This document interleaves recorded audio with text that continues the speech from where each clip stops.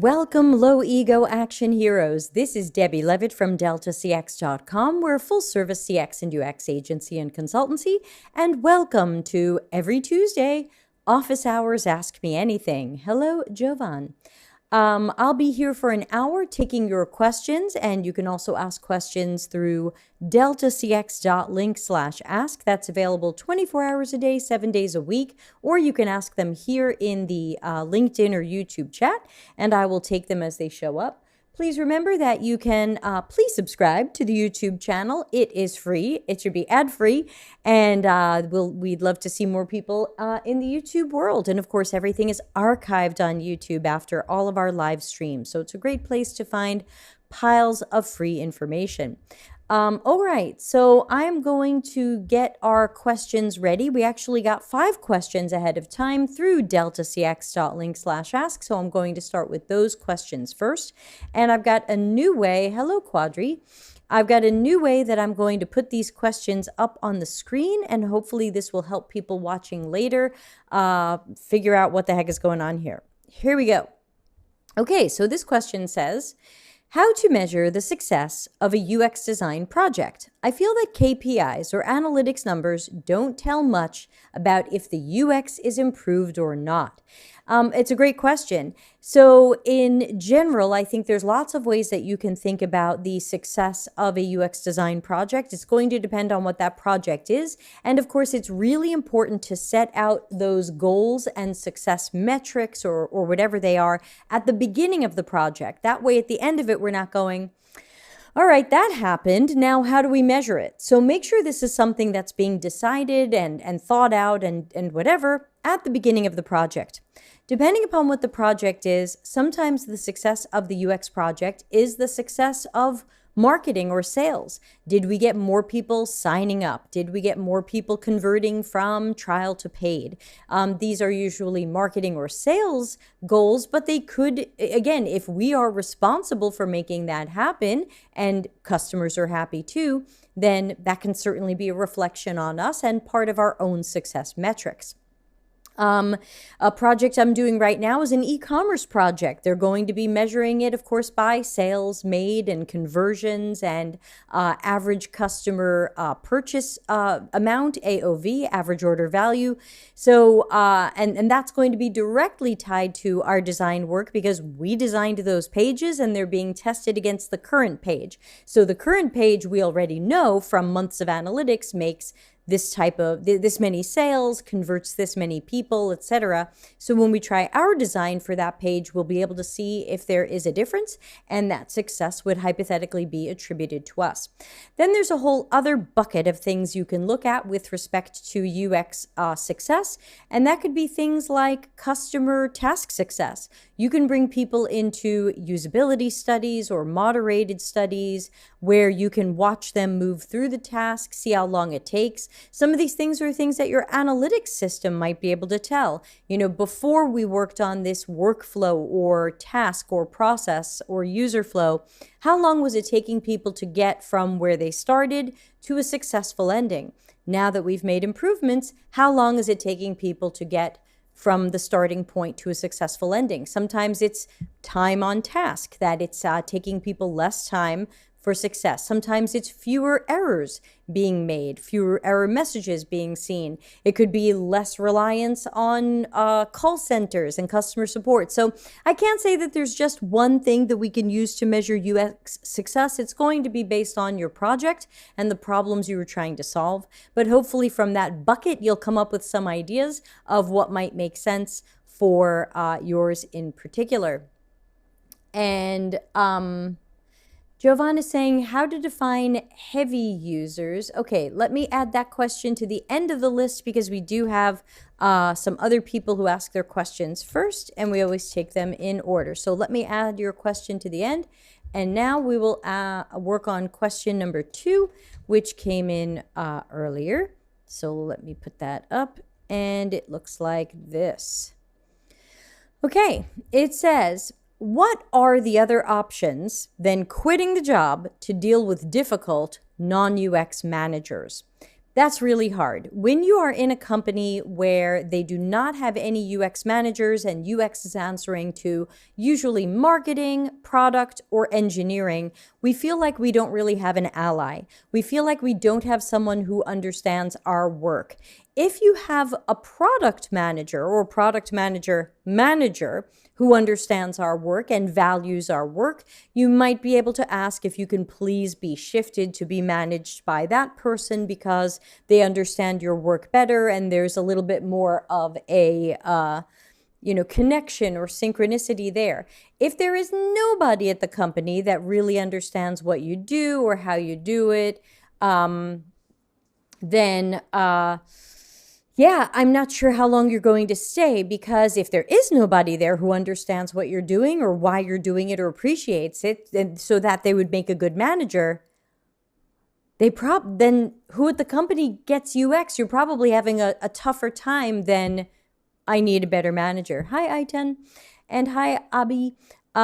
So I would say that if you really can't find an ally, if you really can't find someone who gets UX and wants to help promote what you're doing and protect you and help you and things like that, you're probably not staying at this job very long, and it probably wouldn't only be because of your manager. But again, if there is another person there that you feel would make a better manager, I think there's nothing wrong with maybe talking to HR or somebody and saying, this person really isn't the right manager for me. Normally, UX workers are managed by UX managers. And since we don't have any UX managers here, can I please move over to this person? This is way out of left field, so this one's going to be a little bit of a plug. But I do offer a service which is called Fractional CXO. It's on the Delta CX website. And hypothetically, your company can have me as a consultant a certain number of hours a week being kind of a part-time UX leader to both manage you and to shepherd the larger UX goings-on at the company, which may or may not be only you. Again, some companies don't necessarily want to budget for things like that. Otherwise, they would have hired a UX manager. But hypothetically, bringing me in part-time, even 5 or 10 hours a week to help you with some stuff that you're not getting help with now could still be something that's valuable to the company and might help retain you, which you would hope they care about. So that's a couple of ideas there. Thanks for that question. Let me get my questions back up on my screen so that we can go to the next one. And again, this is office hours. Ask me anything. I do this every Tuesday, usually at 6:30 p.m. Italy time. I'm in Italy. And these are the questions that came in through deltacx.link/ask. And then we'll shift to the questions that are coming in live, like the one that came in through LinkedIn. So let's drop the question on the screen. Here we go. All right, my dilemma with design systems: alignment within the product, consistency, or a very different UI but better UX. Okay, I didn't totally understand this question when it came in. So first of all, a design system, more than anything, is supposed to shepherd consistency. So again, not fully understanding your question. If there is inconsistency related to this design system, then something is going very wrong. The design system is supposed to help bring consistency within products and features, across products and features. So I'm not too sure what's happening there. A very different UI, but better UX. I'm not totally sure what this question means. Does anybody in the chat room, are you making sense of this and I'm just missing something?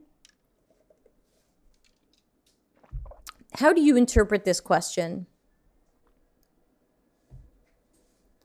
I feel like there shouldn't be a trade-off here. It shouldn't be like, well, if we want a design system, we want better UX, but we're not going to have the right UI or a different UI. I'm just looking at the question again. I kind of don't get this. Aitan says, I don't know if the question is weird or I'm too tired to process it. Well, that's what happens when you start working a job. But congratulations, Aitan. Yeah, I have to admit, I don't get this. If you ask this question and you are live, maybe you can ask us a follow-up question, either live in the chat room or at deltacx.link/ask. But ultimately, we would hope a design system has excellent UX and excellent UI.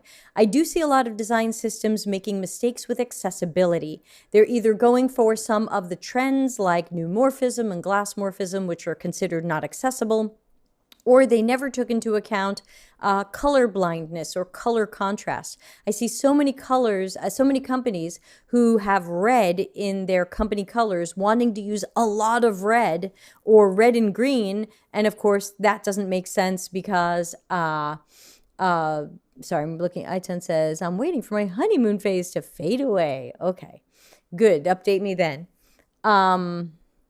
Let's see. Abby thinks it means what is better UX in a design system if there's inconsistencies in the UI?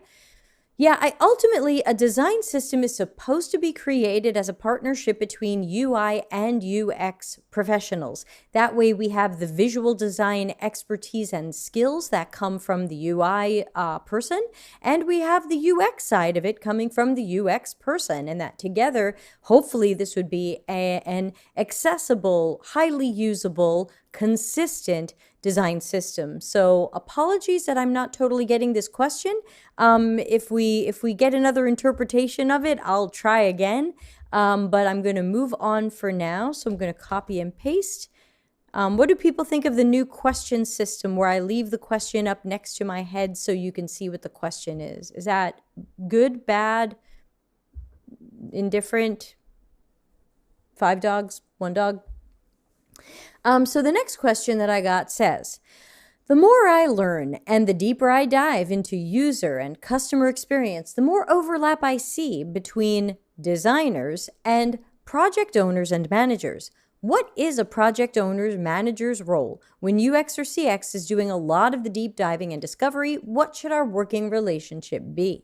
Super question. So first of all, we did an episode, I think last year, about UX and product management. So you can certainly go to YouTube and search Delta CX product management or product managers. See if that one comes up. I had 2 guests, so you'll see 2 men there with me. So that's one thing you can check out. Another is this is going to be part of our show on October 4th. So question asker, mark your calendar for October 4th. We're going to have Sophie Freiermuth talk a little bit about where UX often overlaps product or project management on purpose or accidentally. So that's coming. Now, here's the other thing. There's documents and articles and things out there that for some reason say that it's a product manager or product owner's job to do the research and the discovery, and that UX people are really just there as designers. But of course, you can also find articles and other things that say that product managers and owners can wireframe and design this. So remember, you can always go somewhere and find someone from product telling you that it's a product manager or owner's job to do everything that's in the UX, multiverse. It's creating a tangent, might be a little bit towards you, 10 pixels. What do you mean? What? Is it too high, too low, too left, too right? I don't know where to move it. So remember, we can always find articles and documents that say, hey, a product manager or someone from product should be doing all these things, speaking to the users and and then, of course, they leave no room for UX. And then, of course, you have the Nielsen Norman Group article that says they ran a study of product people and UX people and found that there's a huge confusion and huge overlap in their jobs. I should move it to the right by 10 pixels?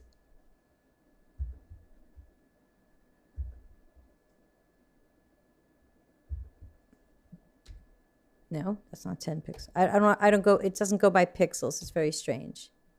Is that better? Anybody? So back to the question. I think the problem here is that when product or engineering want to control UX, all these articles or books or things or conference speakers come out and say, yeah, product really owns this because it's the product. So, we're going to research with the users and we're going to design the product and we're going to blah, blah, blah. There's always somebody who says that. And I don't agree with it, because ultimately, if we say that product managers or owners do all these things, then UX doesn't exist anymore. And I know some people who would be very happy with that. And of course, at the rate Jared Spool is going, he's shooting for that. He appears to want that. So minus 10 pixels, not plus. Look at this, everybody. I'm in trouble. That would be minus. I'm not sure why that's better. Anyone? So I think that when it comes to the question, which is, what should the relationship be? I suggest that get defined at the beginning of the team formation, at the beginning of the project, and say, look, product managers are going to work on this. They're going to run the roadmap, and they're going to run the prioritization, and they're going to do this and this.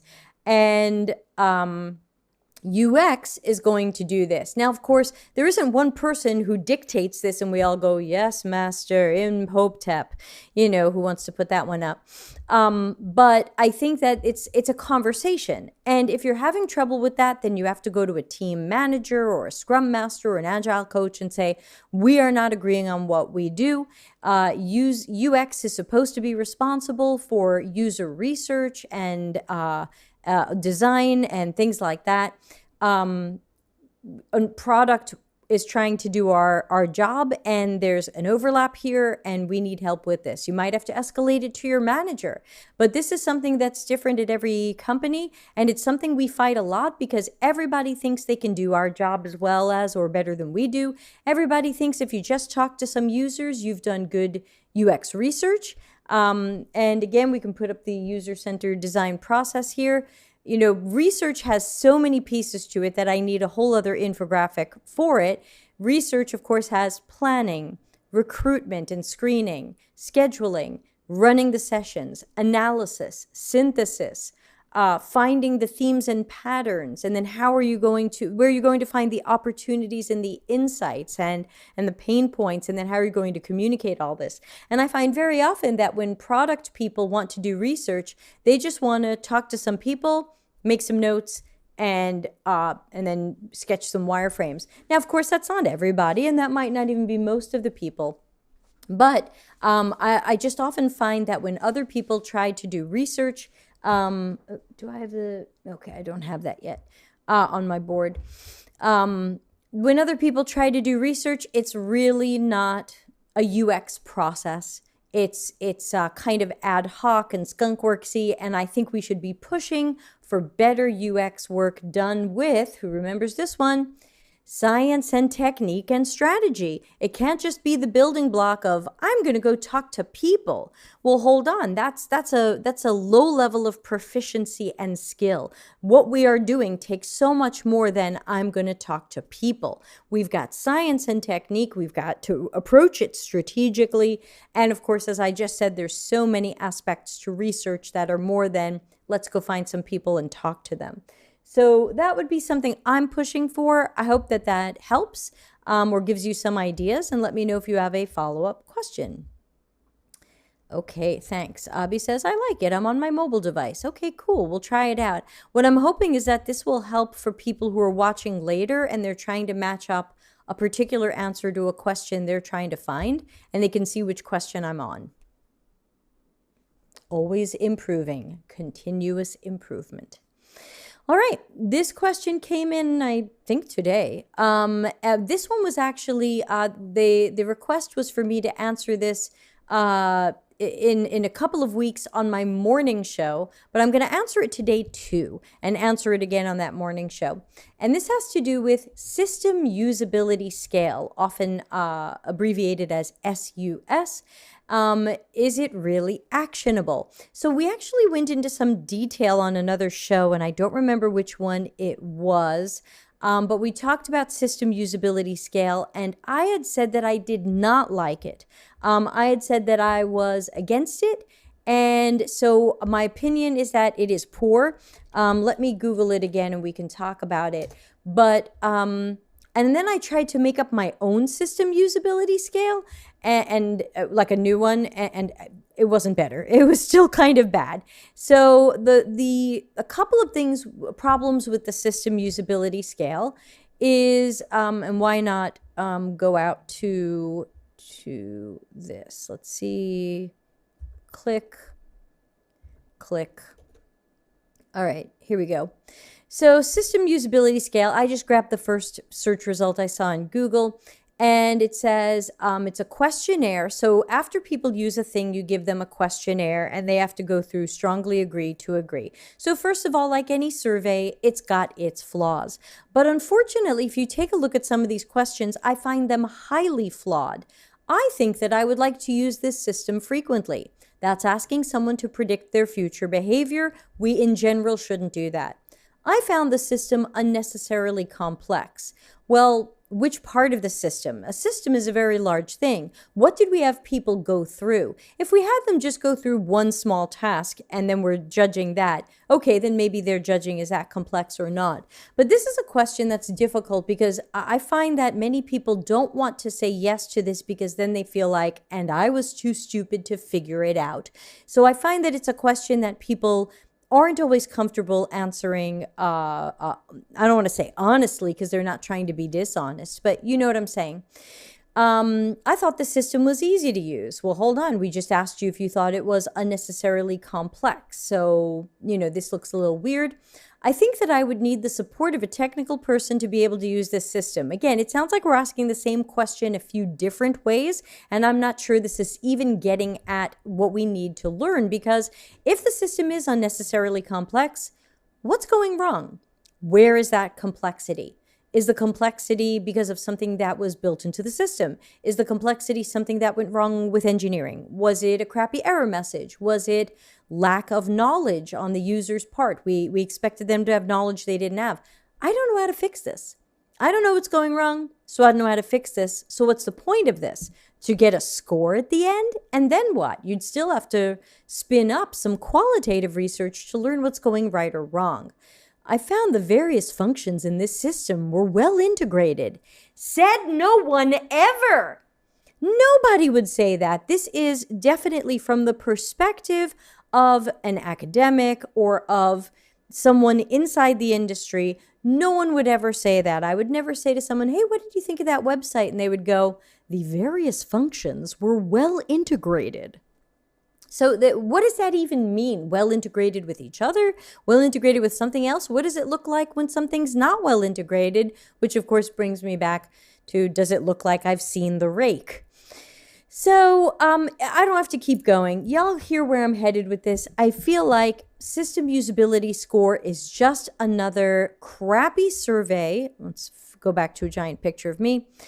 I had the thing up the whole time. Crappy survey that is probably not going to tell us what we need to know.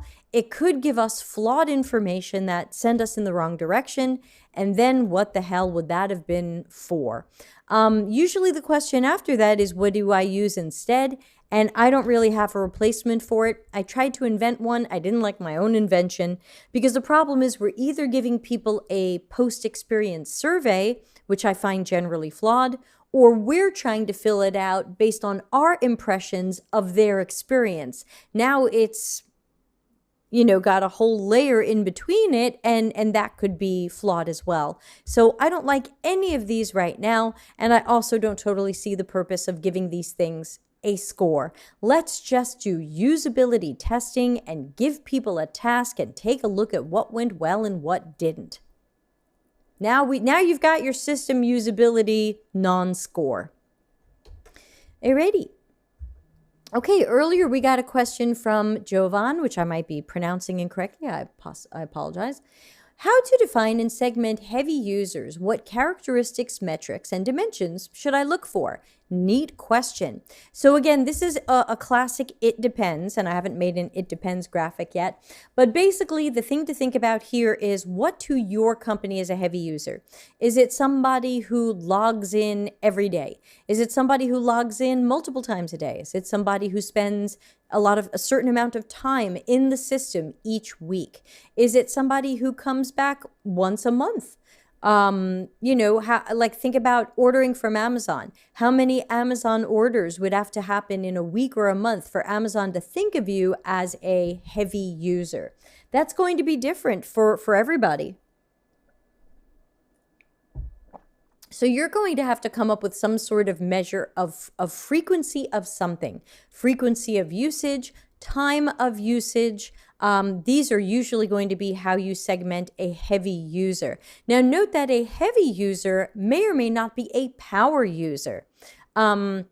Our power users are sometimes more savvy. They like to use more of the advanced features. Somebody could be a heavy user and still not be a power user. It could be someone who logs in frequently, uses the system often or regularly, but still isn't on that end of the bell curve where they are an early adopter or they go for the more advanced stuff. So remember, this is for your company to define. I10 says, is this a data analytics job?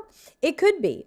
But you would first have to figure out, is this something that's by frequency of something? Is it by time of something? I don't even know. And there could be another criterion that goes into what determines a heavy user. So I couldn't even say, even if you gave me an example of an industry, hotel booking. Well, I don't know. Is someone who travels once a month a heavy user? Could be. That seems like more travel than the average person.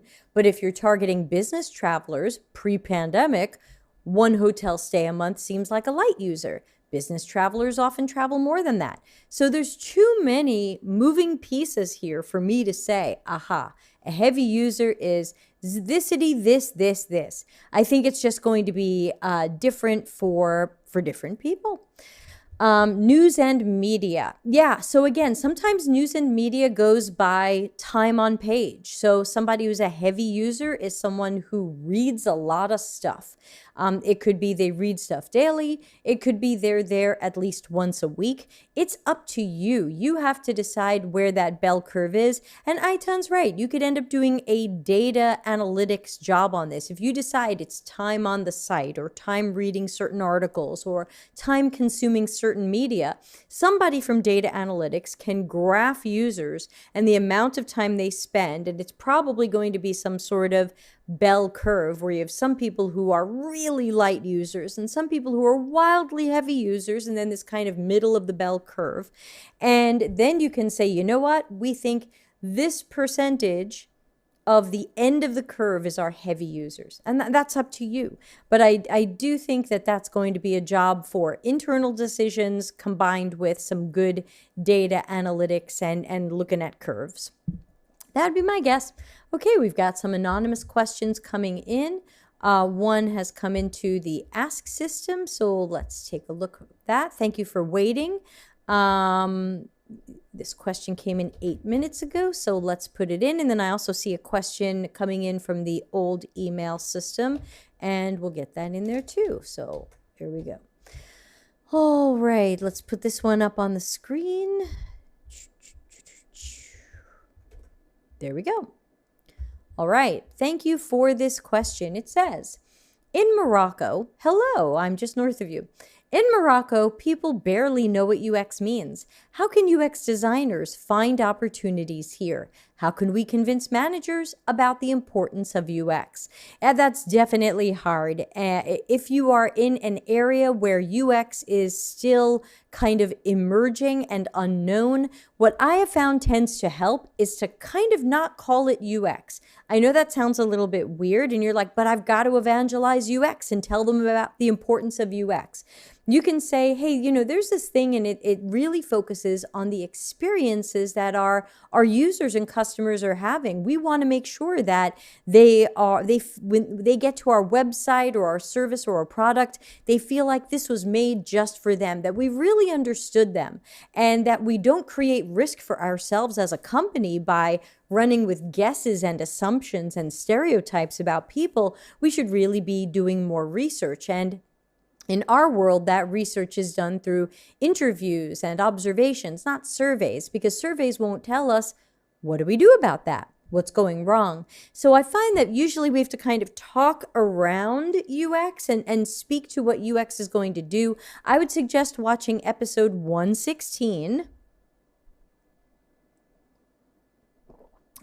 in the YouTube channel. So Delta CX YouTube channel, live stream podcasts playlist. Go back and find episode 116, and it's really long, but it's free, and it will give you some ideas on this. I think. Let me think if that's really the best one. Let me think. Yeah, because I think that's the episode that goes into how I want to make sure that when we talk about UX, we focus on not just user benefits, but business benefits, speaking the business's language. Hey, business, you want to save money, you want to make money. And here's how that gets done. I tell people sometimes if they don't get UX, call this a total quality process, or make up your own name for it. We have a total quality process where we start with, you know, and you could, if they are familiar with other models, use these other models. You know, it's really just a cousin of learn, build, and test, or learn, build, test, iterate. These are things people read in books all the time. You know, we have a variation that we do of learn, build, test, iterate, and it's called UX, but you don't have to be worried about what it's called. It's really about a total quality process, and it's about making sure from start to finish that we are creating what's going to work for the user, for the customer. We're making sure that we are attracting them and that we are building what they need. If we don't build what they need, then, oh, thank you. Yeah, I hope that helps. Yeah, I hope that helps. Let me know if you have a follow-up question. So let me go and copy paste some of our other questions. Okay, hold on, because they're coming in from all different windows. I have so many places to go. Okay, hold on. This one's in my email, so let's grab that. Hello, Debbie. Okay, let's paste that into the list of questions and then into the screen. Sounded like the power going off for a moment. I hope I'm still here. All right. Oh. Let's see if I can get this all on one screen. Hold on. Font. Okay, there we go. Sorry, it's a little smaller. All right. This is a long question. Thank you for it. And it says, hello, Debbie. I was wondering what you think about competitor analysis in UX. Have you done it? Is there any specific process to follow? Are there any benefits? POs requested competitor analysis from me, and I'm not sure how to go about it. I thought maybe I could do a heuristic evaluation of each competitor website based on Nielsen-Norman Group's heuristic evaluation guidelines, but I'm not sure if it's the best or right way to do it. Super question. Typically when I do a competitor analysis, my style is to, I usually end up in PowerPoint. And what I do is each PowerPoint slide is something going on a competitor website. Could be good, could be bad. I take a screenshot of it. You could even include the URL if you want.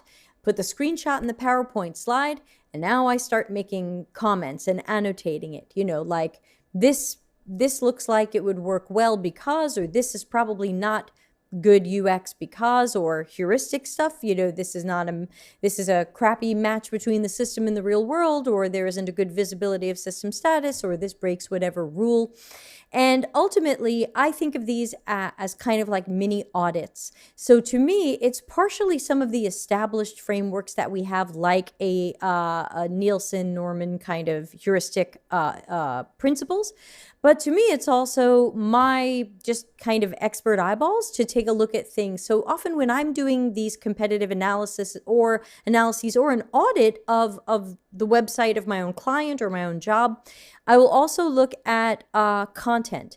Do I feel like the content was written well or appropriately for the target audience? I've seen a lot of examples of mismatched content. Like, who do you think you're speaking to right now? Because your target audience are programmers and this is written like it's an academic paper. Why don't we just speak to these people in their own language? So sometimes there's a mismatch of content. Sometimes there's too much content, too little content, wrong content. I'll make some notes about that. Of course, that's my expert opinion. I can't say, aha, this breaks this rule, but I will still point it out. I will also usually I will look at the navigation of the site or system, point out anything in the information architecture that I'm worried is inconsistent, difficult to make sense of, makes things harder to find, not a match to what I think the target audience might, the language they might use. I10 says, do you base your observations on heuristics? Oh, yeah. Yeah. So part heuristics, part expert opinion. And usually I'm very happy to point out where the competitor is not doing a fantastic job either, because usually, especially marketing or a product owner, typically wants a competitive analysis to see what we can copy or steal from the competitor, or how we try to match them. And obviously, that's not innovation. That's not disruption. So while I think it's good to be aware of what the competitors are doing and see as much of their website or app or system or service as we can see if we're not customers or have some way in, we have to remember that that doesn't mean that that's the goalpost, that's like, wow, if only we were more like these people. We don't know what's working for them. Very often we look at a competitor and go, oh, wow, I wish we were more like them. Meanwhile, behind the scenes, they're redoing everything because their stuff isn't working well enough for them. So you never know when the thing you're copying is the thing they're about to throw away. I've actually seen that happen with companies where someone copied a company and then the company undid that and put up something else. And then that team was like, so now what are you going to do? Undo yours and go copy them again? Like, now that just looks ridiculous, especially when these companies are publicly traded or highly public companies for, whatever country you're in. So I think that that's what I would do. So are there any benefits? To me, the benefits are just awareness of what else is happening in the market and where other competitors are also falling short. And that way we can see some opportunities to pass them. I don't look at competitive analysis as a way to level up to the competitors. I can't wait to see, like, oh, wow, they're doing this wrong. They're doing this wrong. This probably doesn't make sense to their user. Wow, that task was really hard to do. Here's how we pass them. So that's the way that I think of it. I think of it more as, here's what they're doing, good to know, and here's how we pass them. I hope that helps. If that doesn't help, find me in the Slack channel, send me a private message, and I can send you a couple of screenshots from the ones I do to see if it helps explain this a little bit better. I usually don't put them up on the show because, of confidentiality, but I'll send you a screen or two. Yeah, and if you're not in our Slack channel, Slack workspace, it's completely free. deltacx.link/join Slack. Come on over. It's free. Let's see where we are with questions. I know a few more have been coming in. Let's see where we are. And let's see. Give me a moment. Okay. Okay, someone asked, what are the first principles of UX? So I'm not sure. I guess I should still put that up on the screen. Now, this is the funny part. I don't know which first principles you mean, because there was a whole fuss some time ago where it was like Elon Musk and his first principles thinking. Let me put this up. Hold on. Paste. Boop, boop, boop, boop. So people are like, ooh, Elon Musk and his first principles of thinking. And I have to admit, I haven't been able to make a lot of sense of that version of first principles. I Googled it. It says it's the best way to reverse engineer a complicated problem and unleash creative possibility. Well, I'm not too sure what the first principle of UX would be. So, my impression of the first principles has to do with breaking something down to its smallest piece. But then when I put in first principles, where did I find this? First principles of interaction design. This is an old Nielsen Norman Group article by Tog from 2014. And so I don't know if this is what you're talking about either. So that's a problem. First principles could be a bunch of things. So then there's first principles of interaction design, which is, where's my buttons? That, you should see my screen now. Yes? Yes. Oh, and the other thing is still up. Take that down.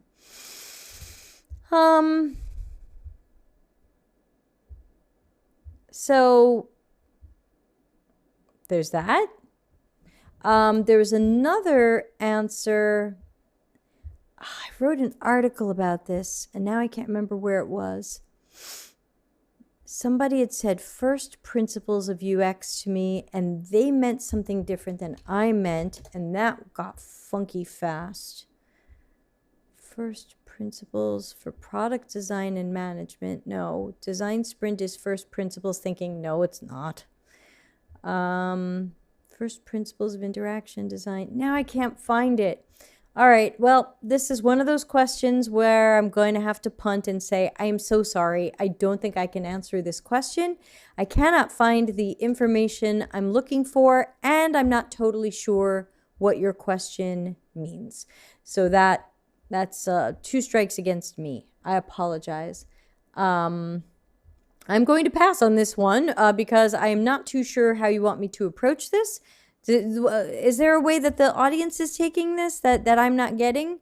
What are the first principles of UX? Or do you mean like the foundational or core principles of UX? Or do you mean like first principles thinking? I don't know. I do not know. Everybody needs to ask clearer questions. Help. Do not know what you mean. All right, we're going to have to move on. Sorry. Okay. So let's move on to another question. And if this person's watching, maybe you can help me out and tell me what you meant, and then we can Google it and see if we can make sense of it. All right. New question coming in anonymously. And let me put it up. It says, do researchers need to know UI and UX terminology to collaborate with UI and UX people? Well, first of all, you can't go wrong knowing this terminology. I wish you'd given me an example. Like, what's an example of a term that you're wondering if you need to know more about? Because I'm trying to think of what that could be, and I'm trying to think of where a researcher wouldn't know about it, like information architecture. I'd expect you to know about that. Interaction design, I expect you to know about that. So it's hard for me to think of what UX terminology I don't think you need to know to work in UX research. I don't think you necessarily have to do UX design, but I would think you should be familiar with it and some of the tasks and terms and things like that. Now, very often if a researcher is just doing research and they're not doing design, then they don't have to worry about doing the interaction design or the prototyping, but I would think you would still need to generally know about those things and understand terms relating to those things. So this is another example of where I wish questions had a little bit more detail. I'm not too sure what why is the unsubscribe button always so hard to find? I don't even see an unsubscribe button.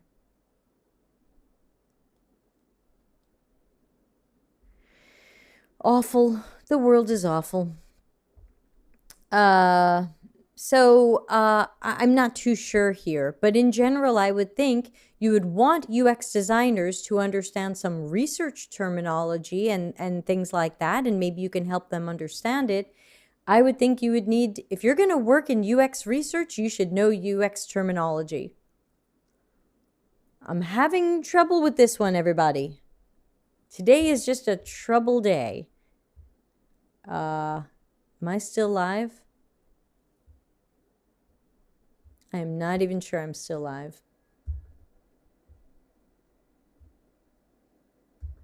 Am I still here? Am I still streaming? Let's check YouTube. Yeah, says I'm live. All right. Hope so.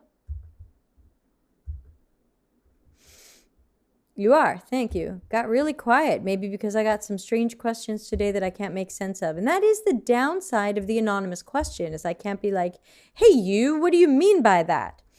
So yeah, what do you mean by that? Hi, John. Hi, Ray. Ray, you're supposed to be in a meeting. Let me see if there's any other questions that I'm missing. Nope, still don't get first principles. We talked about Morocco. Anybody else have any questions? I've got another 15 minutes to share with you, and I'm happy to take some questions. You can ask them in the live chat rooms, and you can also ask them at deltacx.link/ask. And you can even ask it 24 hours a day, and I'll save your question up for next week. Are you in 2 meetings at the same time? Right. I don't know if I'm great to watch with the sound off.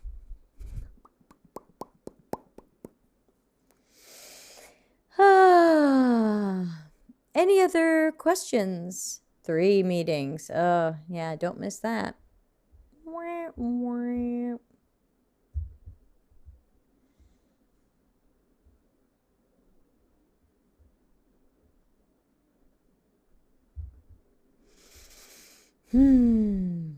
Hey, how's everybody doing? Anyway, while I wait for a couple more, oh, John's got a question. I see it's just coming up now in the, oh, we've got Alistair also. Okay, great. Oh, and something coming in anonymously. All right. I take a breath and questions come flying in. Okay, let's grab Alistair, John, and then the anonymous question. So here we go.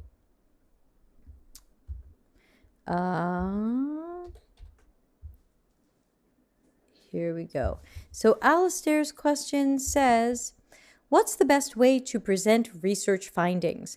I find that it's best to coordinate with the other people who will be receiving those findings and find out what makes the most sense for them. Some people like long reports with all the details. Some people like a spreadsheet of the pain points and problems that you found, maybe with prioritization. Some people like PowerPoint presentations where you can talk for 10 minutes, 20 minutes, 40 minutes, and then take some questions. I can't tell you the best way. To me, the best way is to find out the way your teammates need it and to meet or exceed their needs.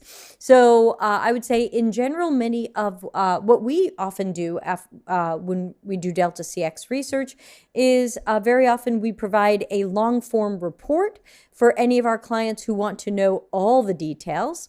And then we also provide other things. So sometimes we're giving people personas, typologies, task analysis and optimized task flow, the spreadsheet of pain points and problems. So it's really a matter of agreeing up front, what do you want in the end when I'm going to present this? We also tend to give clients video clip montages.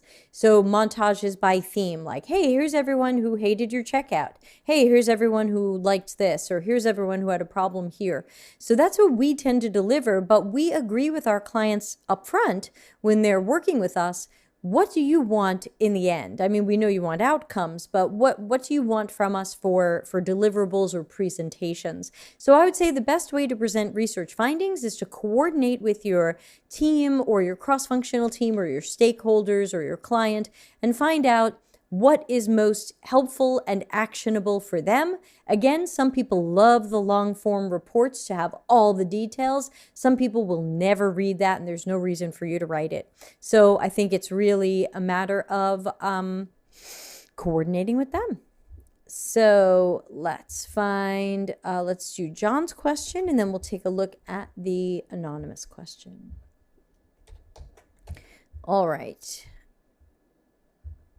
John's question says, what countries or states do you find the most ignorant of UX? I don't think ignorant is the right word. I think we just talked earlier about Morocco, and that UX is still quite new in Morocco. I don't think people are necessarily ignorant of UX or ignorant of customer satisfaction. They just might not understand that this is a job that someone can do to research things and design them and make them better. So I guess I'm not loving the word ignorant, but that's your choice there. It's hard for me to know. I do not keep tabs on countries and states, and I do not keep tabs on who's hip to UX and who isn't.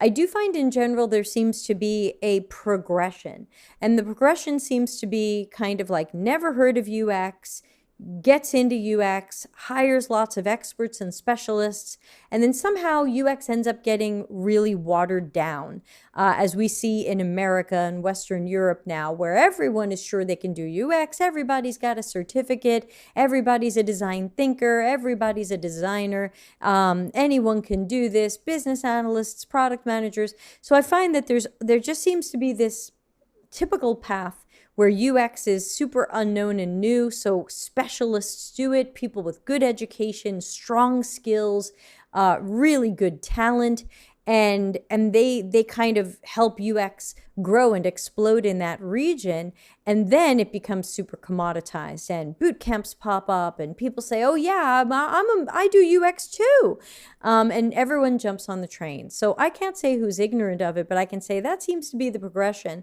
and we're, America and Western Europe are mostly on the end of that, but I hope there will be a further progression where we will then go back to specialists, because having non-specialists do this is not making anything better as far as I can tell. Ray says, I've worked in companies all over the world. Only one had high UX maturity. Another had low maturity, but good design leaders. Most have no clue what UX is. Yep. I10 says, I saw the first UX research job in Azerbaijan a week ago in one of the biggest banks. UX design is a thing, but not research specifically. Yeah, that's a good point too. Usually the progression is, oh yeah, we need designers. We need someone who can make this so engineering can build it and it's out there. And then when that maturity improves, they go, wait a minute, we need to research this too. That's a pretty typical thing. And I'm also finding that banks are often the first to adopt UX because they have huge customer base and they've got money and budgets. And so they're like, okay, we've heard good things about this UX stuff. We should try it out. So I think that's the best answer I can give there. Hope you like it. Ask a follow-up question if you'd like to. Okay, 2 anonymous questions have just come in, and here we go. So the first one says, let's paste it. How do you deal with stubborn engineers who don't want to change things? I assume that means that we've found some sort of potential problem or real problem in our product or feature, and you're suggesting a new design or a change to it, and they're like, nah, don't feel like doing it. I would want to bring that up in the retro, assuming you're doing agile, because who isn't?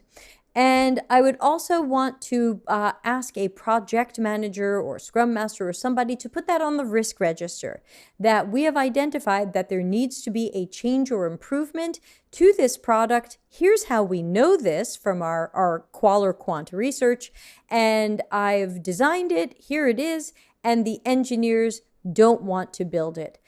So let's please add that to the risk register. Let's please bring that up in retro. And can anybody help here? Because based on agile, we're supposed to be open to changing things for our competitive advantage and for higher customer satisfaction. So if we're not going to make improvements based on those things, what are we doing? And are we still agile? So those are some things that I would probably try. Also, another thing that I've tried in the past and it worked. I did it once, it worked once, and then I told Charlene to do it, and she did it, and it worked. It would be something that I'm going to be showing in a couple of weeks on the show.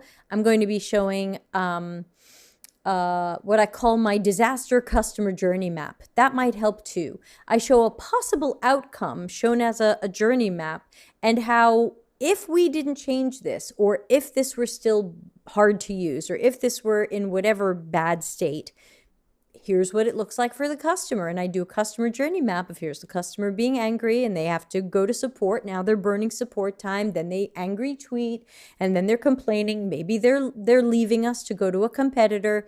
And then sometimes that wakes up product or engineering or someone who goes, oh, okay, we should probably prioritize this fix. And then magic happens. So try that.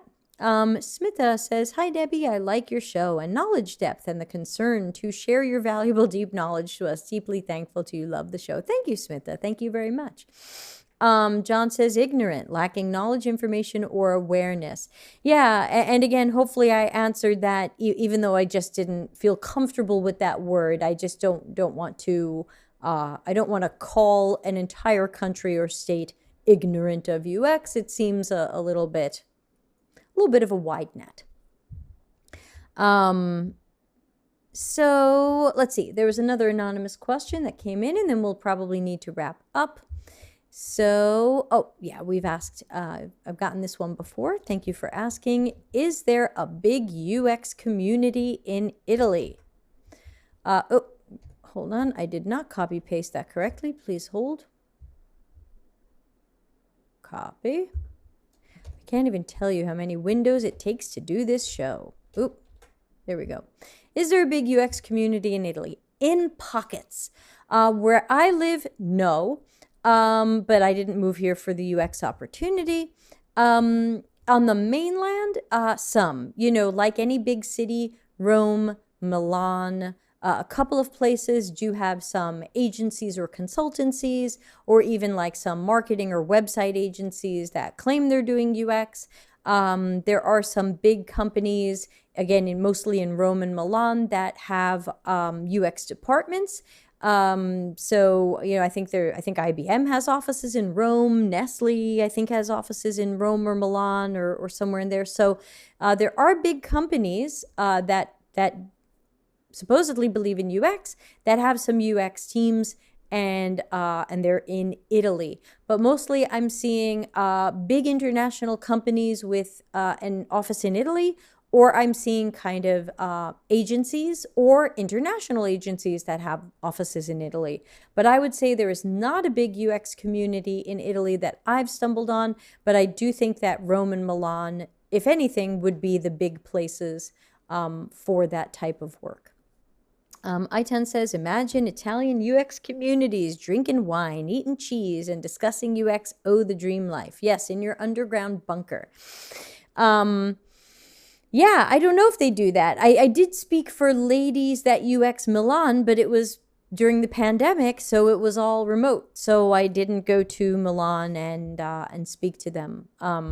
The speaking that I've done in Italy in person has been at engineering conferences, where I usually do most of my speaking. So I speak more at engineering, agile, lean, and DevOps conferences than I speak at UX conferences. And so that's the world I tend to be orbiting in. Yeah, so I think that wraps us up for today. Thanks to everybody who asked your questions. Sorry I was a little bit slower than usual. Hopefully you like the new system of trying to show the questions, so that if people are watching later and they're skipping through, they can try to figure out which question they might be interested in. What else can I tell you? Can you explain how CX and service design differ? I don't think I have time for that. Well, okay, let's go there really quickly. They don't. Service design is part of CX. Let's put this up on the screen really quickly. This is officially our last question. The bar is closed. Everybody go home. So Service design is part of both UX and CX. There are people who are UX experts who do service design. There are people who are CX experts who do service design. I'm not going to say either one of these has the sole claim to service design. Typically, CX is looking at the full arc of the customer's experience. I do have a new graphic for this. The end-to-end customer journey, starting with the trigger that makes them need you or somebody like you. Now maybe they're trying to consider, do they want to do business with you? Do they need your world today? Then they're in your ecosystem, which is usually the part people care about, and they don't do enough journey mapping. They just look at this. And then, of course, there's whatever actions they take after they're in your ecosystem. That's the true end-to-end customer journey. Now, hypothetically, the CX people are looking at that, but the UX people should be looking at that as well. Since service design can also be considered part of UX. Many service designers I know see themselves as CX and UX. Some of them who don't do UX design and only do a lot of the research and strategy side tend to see themselves as CX. But again, ultimately, these are just, words for kind of the same thing. Service design is service design, whether it fits into a UX world or a CX world. That's going to be my short answer for now, but we can certainly go into this another time. Let's take a quick look at the calendar. We do have a show tomorrow. We're going to be talking about crypto and NFTs because I don't understand them. So we have a super guest who's going to be joining us, and don't forget Friday reaction stream. Monday is going to be with Sophie on the hidden project and product management that sneaks into UX. Tuesday, office hours with special guest Stephanie Walter. She's going to be answering your questions too upon request from ITEN. Wednesday, the 6th will be disaster customer journey maps. Friday, the 8th, reaction stream. And then some stuff planned into October. You can always find out what's planned at deltacx.link/events. Don't forget to enter our giveaway, which right now, so deltacx.link/giveaway, right now is a free month to UX Tweak, which is not sponsored. They were going to give me some free months, and I said, no, I don't accept benefit from these things. So please give me 6 one-month codes, and I will give them out. And that's why you're all getting UX Tweak free months. Not sponsored. They are not a sponsor of the show. And let's also remember to thank our higher tier paid subscribers on YouTube: Anita, Chang, Darren, Irena, Jordan, Michelle, Nikki, Ralitza, Ray, and Solomon. Thanks to all of the low ego action heroes who are paid subscribers on the YouTube channel. Helps me buy videos and effects and eat some chocolate chips. So with that, I hope to see everybody tomorrow for crypto and NFTs. Get your questions ready. And everybody be well, be safe, and let me press all the right buttons here. I will catch everybody tomorrow. Thanks for coming. Bye. Customer centricity as business intelligence. Visit deltacx.com to learn why we are